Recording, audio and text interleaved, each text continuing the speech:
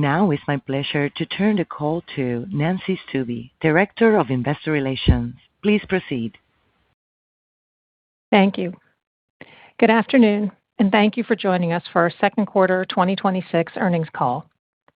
Joining us today are Thomas Peterffy, our Founder and Chairman, Milan Galik, our President and CEO, and Paul Brody, our CFO. I will be presenting Milan's comments on the business, and all three will be available at our Q&A.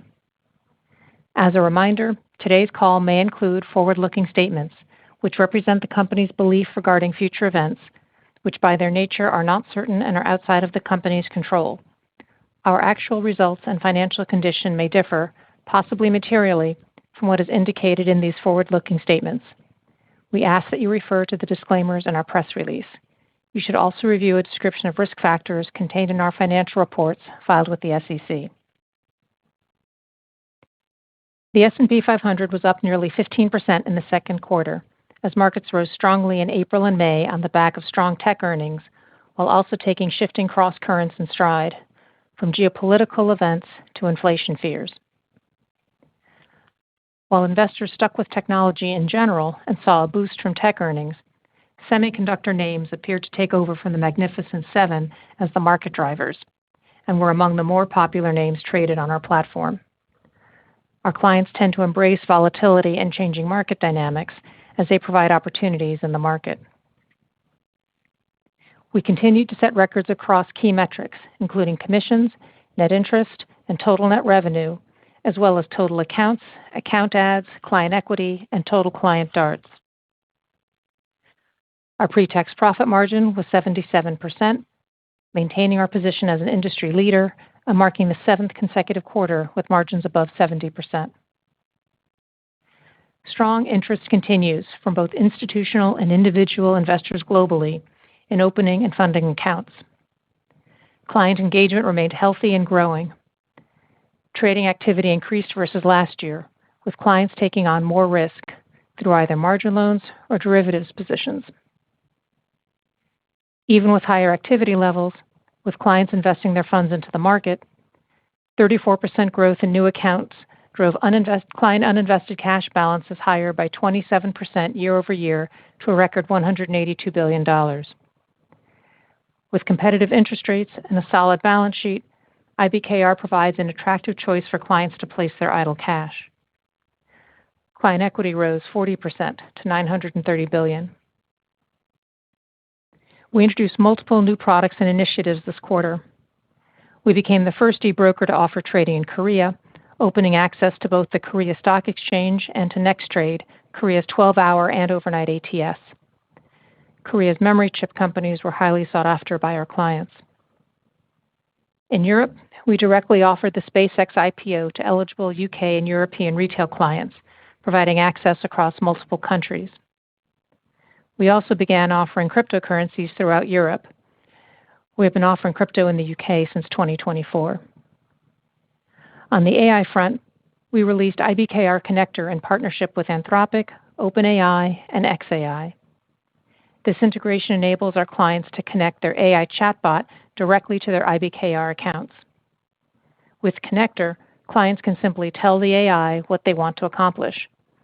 Whether they're analyzing their portfolio, researching opportunities, or planning a trade, the AI understands the request, suggests appropriate strategies, and prepares orders for stocks, options, and futures across global markets. Connector is off to a strong start and further expands our AI integration capabilities. We received preliminary conditional approval from the OCC on our application for a national trust bank charter, which is a requirement to directly custody assets for mutual fund and ETF customers. We plan to have the necessary work completed and have it operational by year-end. We also launched IBKR Prediction Markets as a unified destination for trading event contracts across exchanges. Clients can access contracts listed on ForecastX, the CME, and Kalshi through a single platform, with orders routed to the venue offering the best net price. IBKR Prediction Markets is focused primarily on economic, political, and climate contracts, giving investors and institutions a precise way to hedge specific risks or gain targeted exposure to future events. And we introduced trading in CBOE's new binary options, where clients can take short-dated positions on whether the S&P 500 index will close at or above a specified strike level. Internally, we continue to expand our use of AI to improve efficiency and maintain our low-cost structure. AI is enhancing our client service, compliance, surveillance, and new account onboarding, helping us scale as we ramp up the flow of new clients. Turning to our customer segments, our introducing broker pipeline remains very strong, similar to what we saw last quarter, with a robust pool of prospects as we continue to onboard a substantial number of new introducing brokers and support the growth of existing ones. Within our hedge fund segment, we continuously look to improve our offering. In our hedge fund marketplace, eligible clients can sort through and research available hedge funds and easily transfer funds from their accounts to a fund they select. This quarter, we made it possible for clients to view video presentations from the portfolio managers, improving client engagement. We also made the process for hedge funds to accept investments significantly easier, increasing investment directed to those funds. We continue to hear positive feedback from clients in the high-touch program. We are also seeing continued growth in overnight trading. This is an increasingly important tool for international investors on our platform who want to trade during their waking hours. Overnight trading volumes nearly tripled year over year in the second quarter, increasing to 10.9 million trades from 3.8 million. This was a busy and productive quarter for us, with multiple product introductions and with many further initiatives underway across platforms and client segments. We look forward to sharing further updates in the coming quarters. With that, I will turn the call over to Paul Brody. Paul? Thank you, Nancy. Thanks, everyone, for joining the call. We're going to start with our revenue items on page 3 of the release. We are pleased with our financial results this quarter as we again produced record net revenues and pre-tax income and strong results in our key operating metrics. Commissions rose 30% versus last year's second quarter to a new record. We saw robust trading volumes from our growing base of active customers across stocks, options, and futures. Net interest income rose 23% year-on-year to over $1 billion, driven primarily by higher balances. Robust growth in margin borrowing reflected a risk-on environment for investors, and our segregated cash portfolio grew with new accounts. These revenue generators were partially offset by interest we paid on our customers' cash balances, which also expanded in line with account growth. Other fees and services generated $87 million, up 40%, primarily driven by strong options volumes, which led to higher payments from options exchange-mandated order flow programs and by higher risk exposure fees. Other income includes gains and losses on our investments, our currency diversification strategy, and principal transactions. Note that many of these non-core items are excluded in our adjusted earnings, and without these excluded items, other income was $66 million for the quarter. Turning to expenses, execution, clearing, and distribution costs were $142 million in the quarter, up 22% over the year-ago quarter, primarily due to an increase of $19 million for a total of $34 million from the reinitiation of SEC regulatory fees, which had been set at zero since mid-second quarter 2025. Excluding the SEC fees in both quarters, execution and clearing costs would have been $108 million versus $101 million last year, a 7% increase. Because they are largely passed through, these fees increase both our commission revenue and execution costs, and therefore do not impact profits. Execution and clearing costs were 17% of commission revenues in the first quarter, for a gross transactional profit margin of 83%. We calculate this by excluding from execution, clearing, and distribution $29 million of non-transaction-based costs, predominantly market data fees, which do not have a direct commission revenue component. Compensation and benefits expense was $182 million for the quarter, for a ratio of compensation expense to adjusted net revenues of 10%, down slightly from 11% last year. Compensation expense was impacted marginally from additional U.S. FICA and other taxes on the vesting of stock incentive plan shares, which is an expense recognized in the second quarter of each year. Our headcount on June 30th was 3,265. G&A expenses were $68 million, up from the year-ago quarter, with continued expansion of advertising a contributing factor. Our pre-tax margin was 77% for the quarter, as reported and as adjusted. And income taxes of $118 million reflects the sum of the public company's $54 million and the operating company's $64 million. This quarter, the public company's adjusted effective tax rate was 14.7%, somewhat below its usual range, due to the tax effect from the rise in the price of IBKR stock in our employee stock incentive plan. Turning to the balance sheet on page 5 of the release, our total assets were 36% higher than the prior year at $247 billion, with growth driven by higher margin lending and segregated cash and securities balances. New account growth also helped drive our record customer credit balances. We continue to have no long-term debt. Profit growth drove our firm equity up 20% to $22.3 billion. We maintain a balance sheet geared towards supporting growth in our existing business and helping us win new business by demonstrating our strength to prospective clients and partners, while also considering overall capital allocation. In operating data, customer activity generated our second highest contract volumes in options and futures, up 17% and 2% respectively over the prior year. Stock share volumes were up 14%, which generally increased versus last year as customers gravitated to larger, higher quality names. We see this as the growth in the total notional dollar value of shares traded in the quarter was significantly higher than the growth in share volumes. On page 7, you can see that total customer DARTs were 4.8 million trades per day in the quarter, up 36% from the prior year. And commission per cleared commissionable order of $2.64 was off slightly from last year. Page 8 shows our net interest margin numbers.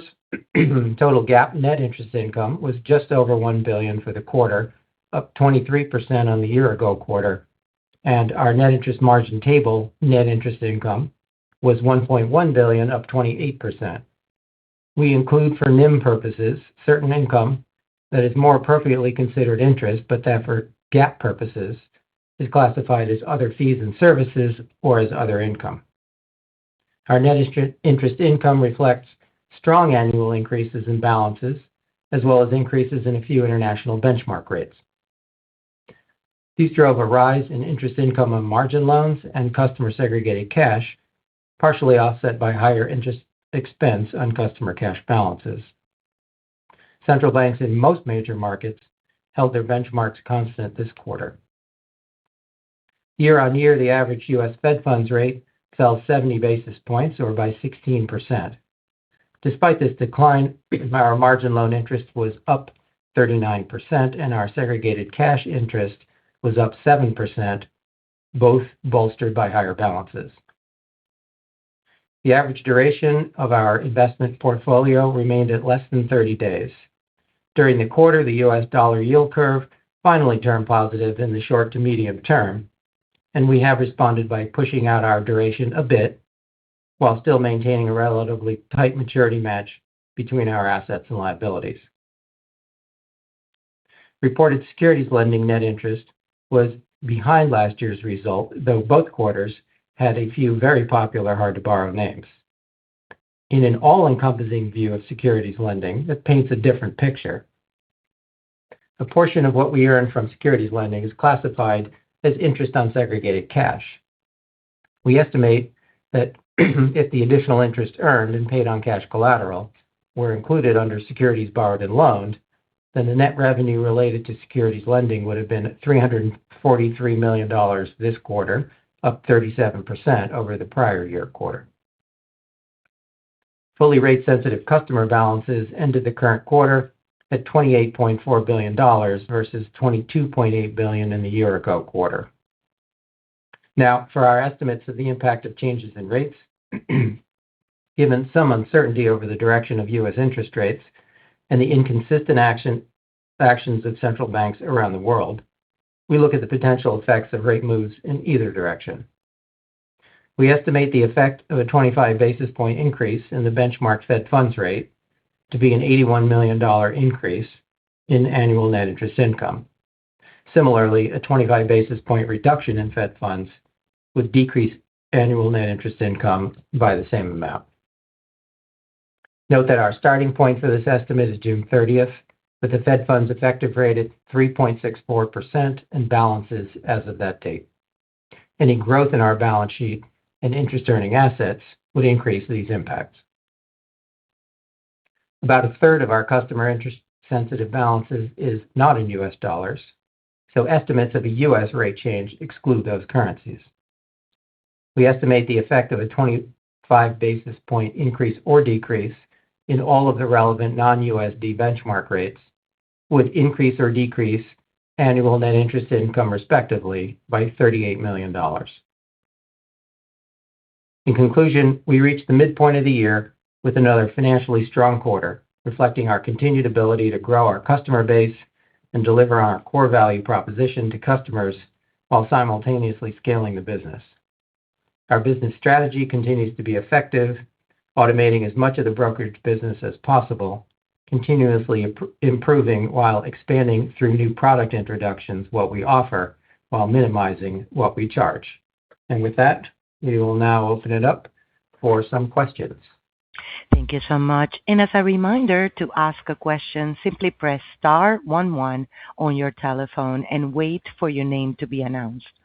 To remove yourself, press *11 again. One moment for our first question.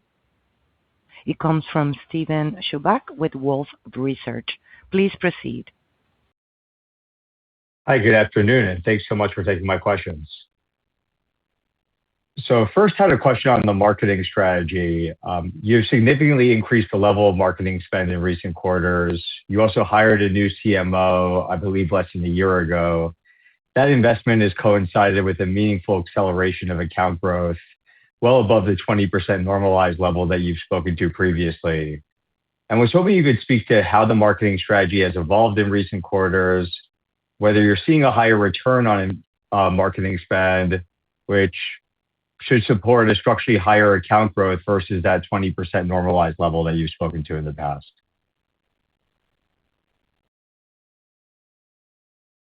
Thomas, you want to take that one?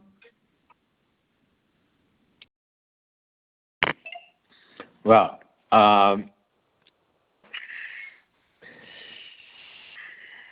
you are correct that we have done all these things.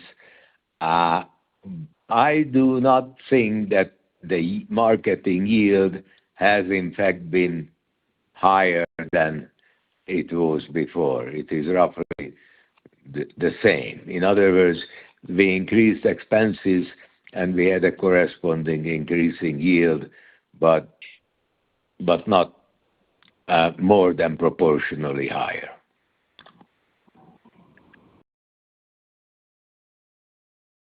Understood. But as the approach to marketing changed in your view, where it gives you some increased confidence around this, the ability to deliver better than 20% account growth in terms of the go forward?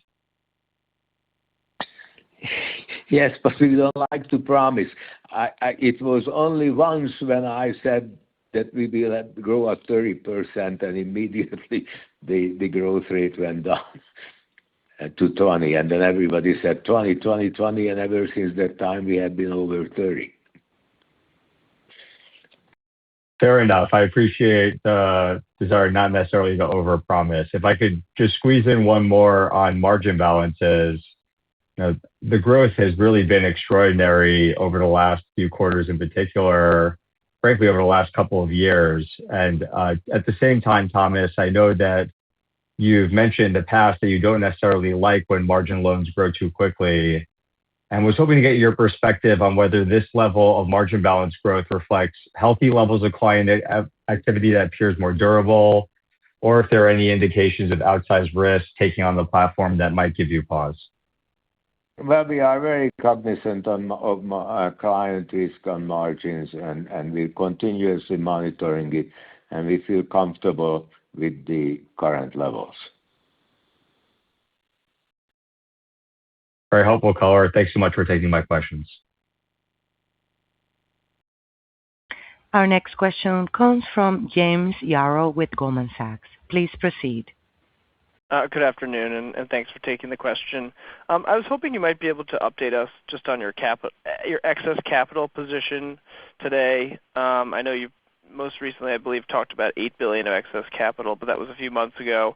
And then maybe if you could also just update us on any, or I guess on the potential acquisition pipeline that you see right now.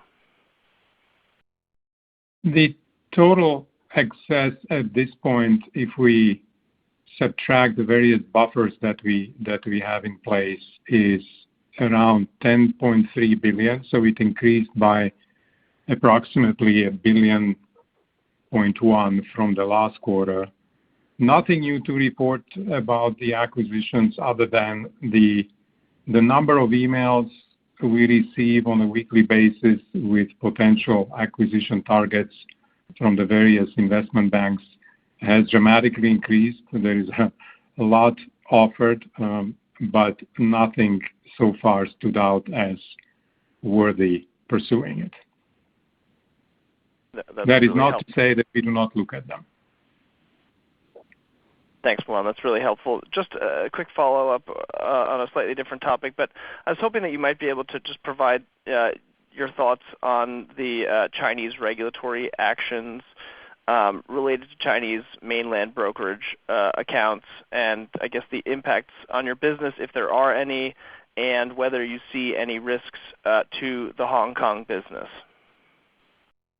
So what happened was, I'm pretty sure you're referring to the Tiger Futu situation where the Chinese regulator clamped down on their activities in terms of attracting accounts from mainland China where they are not licensed to operate. That's correct. Right. So we have been in compliance with the Chinese mainland regulations for a long time. We do not advertise in mainland. We carefully check that the accounts that we accept onto our platform can demonstrate that they have a residence outside of mainland China. That is how we have been operating for a while. Now, as a consequence of the clampdown on Tiger and Futu, we have seen a clear uptick in the broker transfers from Tiger and Futu. So the number of accounts and especially assets we have received from Tiger and Futu has increased after what happened to them in May. Hard to say whether that will continue. A lot of what we have seen is accounts that we already had on our platform shifted assets away from Tiger and Futu onto Interactive Brokers platform. That's very helpful. Thank you so much, Milan. Thank you. Our next question is from Patrick Moley with Piper Sandler. Please proceed. Yes, good afternoon. Thanks for taking the question. I just had one on prediction markets. Was curious what went into the decision to integrate Kalshi and CME into your prediction market offering alongside ForecastX contracts.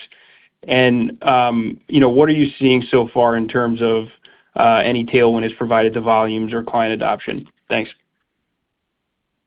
I mean, the decision wasn't really hard. If you look at what we do as a broker, we consider it to be our job to offer connectivity and access to various marketplaces globally. As the prediction markets are growing, there is no reason for us to limit our clients to only access ForecastX.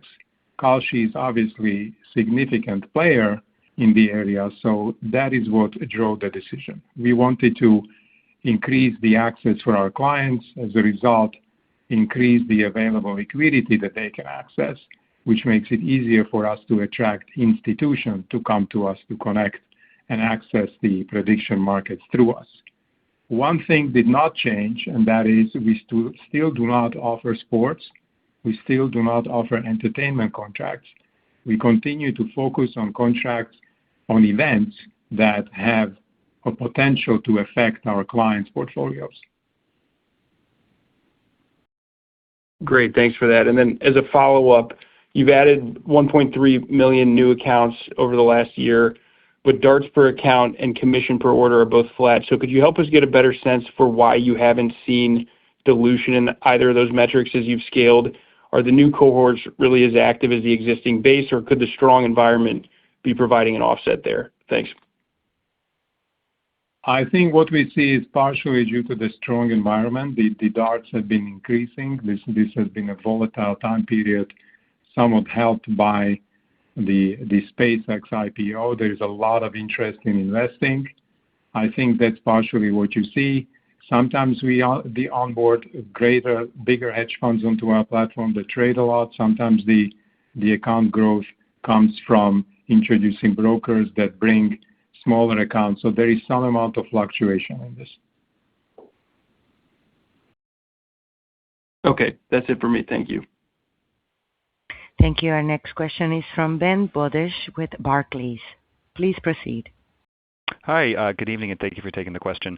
I was wondering if you could unpack the strength in sec lending this quarter. The enhanced disclosure, very helpful as always. How much of it was maybe related to SpaceX versus other activities, and what does that maybe tell us about what activity could look like into Q3 and Q4, assuming perhaps that the IPO environment remains constructive? Yeah, well, that's a little hard to predict into the future, Ben. So as usual, the securities lending is driven by two things: a general increase in balances as we take on more customers, more positions, more shorts, more hard-to-borrow stocks that we can lend out to other brokers. And then in particular, at any one time, it's driven by any specials, any hot stocks that are at very high hard-to-borrow rates that our customers are holding and we can lend out. And in particular, we have a fully paid lending program we call Stock Yield Enhancement, and we lend out their securities, and we split the earnings with them, and that makes them quite happy that it's an enhancement on the stock yields that they're already holding.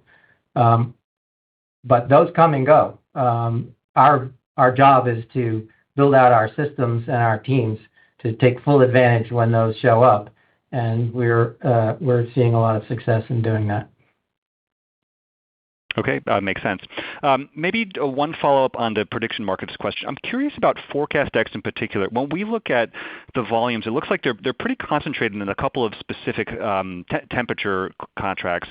And you guys have been quite clear that the goal is climate, financial indicators, economic indicators. I'm just curious, in terms of the client concentration or anything like that, is there any sort of interesting signal, or is it sort of where you found most product market fit for now and maybe more to come later? But just curious if there's anything to unpack there. Thank you.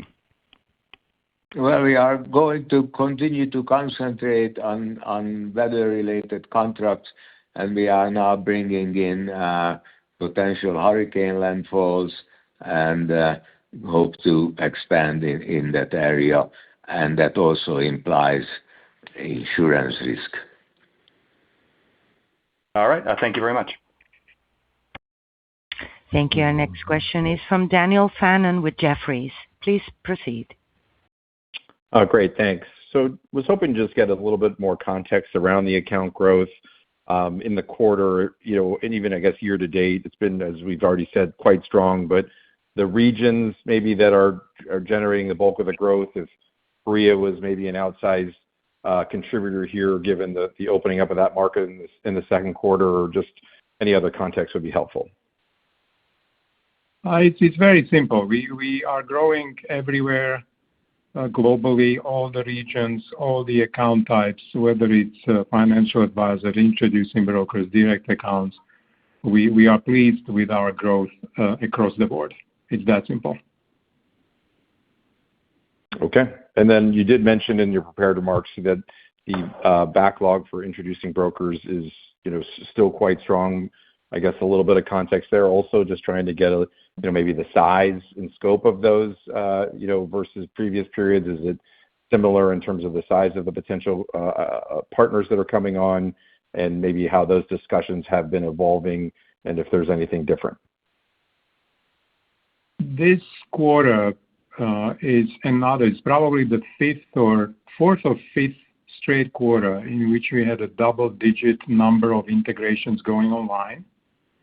So that's healthy.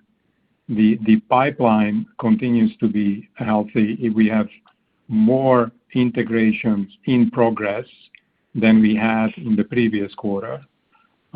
We have a significant number of new committed integrations. So the integrations that haven't started yet, but the clients express strong interest and committed. The type of institutions we have been onboarding recently has somewhat changed.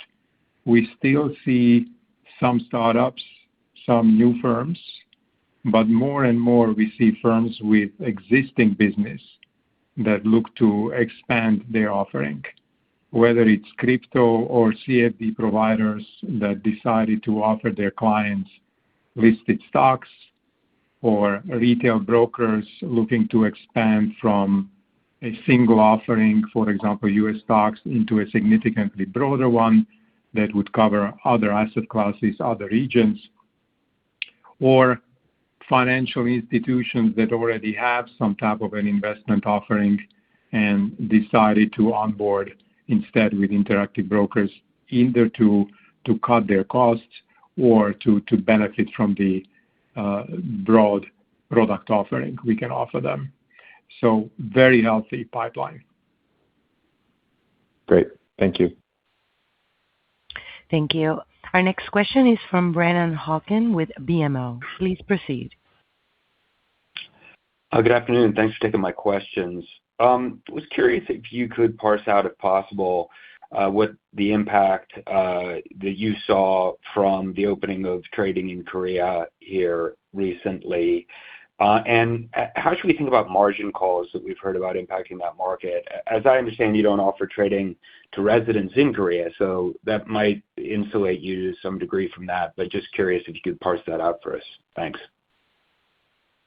So we do not offer the level of granularity as to trading volumes exactly where they occur. What I can tell you is that our entry into the Korean market was well-timed. There is a lot of interest in the Korean stocks, especially the semiconductor ones. So we had a lot of trading from day one. Then the first ADR, Korean ADR, was listed in the United States. That did not negatively impact our trading in Korea at all.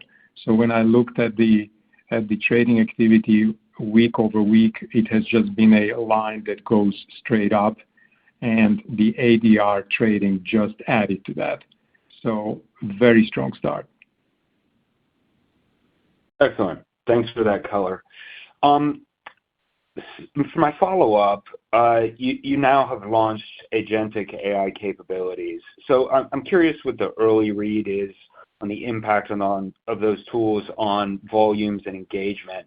And also, as a sort of sub-question, you don't have agentic execution on offer. So is this, like maybe a first stage that you're thinking for the rollout of these types of tools? Just because, given demand, you talk about overnight demand for trading and whatnot. It sounds like agentic would sort of solve a lot of those issues for your customers. Are you looking at that as well? Thanks.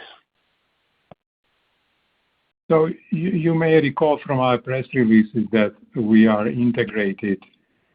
We have enterprise-level integration with OpenAI, Anthropic, and X. And so our customers benefit from that integration. What we see is a lot of interest.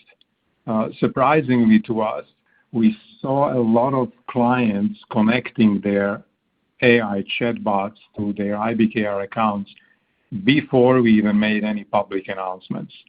We are very visible in the drop-downs of the AI chatbots as one of the companies that you can connect the chatbot to. We're very pleased with how our clients use their chatbots to interact with their accounts.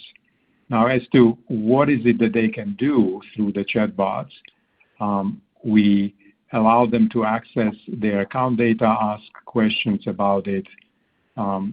We do offer an ability to trade, but we utilize the so-called human-in-the-loop paradigm, which means the AI can submit an instruction to the account, but that instruction then appears on a UI in a designated area from where the client has to approve the instruction to turn into an executable order.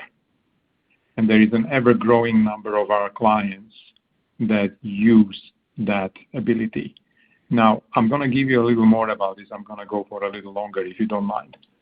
We have been offering APIs through which our clients can connect their programs or the spreadsheets into which they can use their programs or the spreadsheets to generate trades in their account for a very long time. What changed here is those were programmers or those were people who had somewhat of an engineering background, so they knew what they were doing much more so than the general public that finds it very easy to interact with the AI chatbots, but we have to be more careful so that the chatbot doesn't run away from them and generate a lot of bad trades. That is why we have elected the approach of having the human in the middle. Now, to your question, is that going to change over time? It will. We are going to be offering, at some point, fully autonomous agentic trading, but we're going to be very careful about the type of guardrails that will be available for our clients. And we will submit them to some type of a test to ensure that they understand the benefits and dangers of the autonomous trading before we let them proceed autonomously. So that is something we will do in the future. Excellent. Thank you for the cover, Mark. Thank you. And we have a question from the line of Chris Allen with KBW. Please proceed. Yeah, evening, everyone. I think most things have been covered. Maybe just a quick question, just in terms of what demand you're seeing or hearing from your customers for perpetual products. Obviously, a hot topic of discussion these days. You noted you're offering CBOE binary options now. Are you planning any thoughts in terms of demand for 24/7 products and metals in other areas?